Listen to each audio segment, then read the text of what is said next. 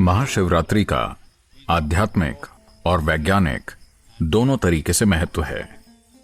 शिवरात्रि का अर्थ है हर महीने का 14वां दिन, जो कि अमावस्या से एक दिन पहले आता है। एक वर्ष में 12 से 13 शिवरात्रियां होती हैं।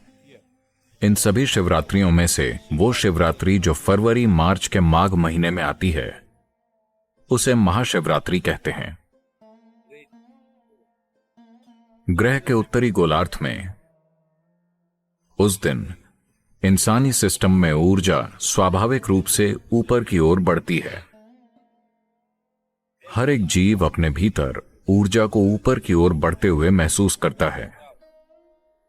इस ऊपर उठती हुई ऊर्जा का केवल वो ही प्राणी सही से उपयोग कर सकते हैं जिनकी रीढ़ की हड्डी सीधी है।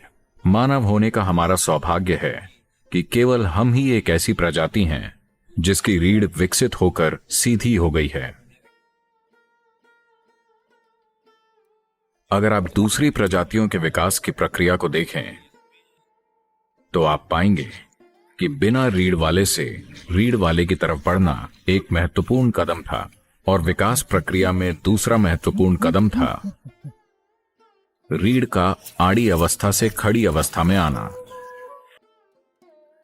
मस्तिष्क वास्तव में तभी विकसित हुआ जब रीढ़ सीधी हुई।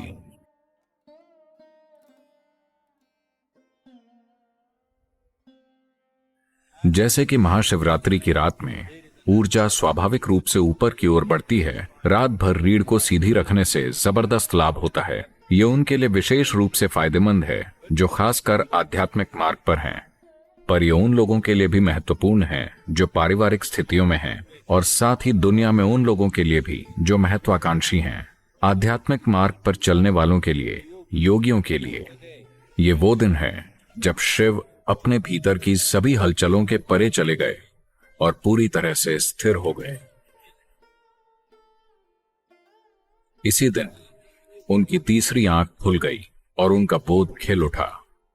हम ये कह रहे हैं कि ये दो आंखें सिर्फ इंद्रियां हैं। ये आपको आपके आसपास के भौतिक पक्षों को ही दिखा सकती हैं, लेकिन अगर आप इन भौतिक पक्षों का आधार देखना चाहते हैं, अगर आप उन सूक्ष्म आयामों को देखना चाहते हैं जो प्रकृति की भौतिकता से परे है, अगर आप उसे जानना चाहते हैं, तो आपको बोध के एक अलग आयाम की जरूरत है। बोध का वो आयाम जो भौतिक से परे है, उसे तीसरी आंख कहते हैं।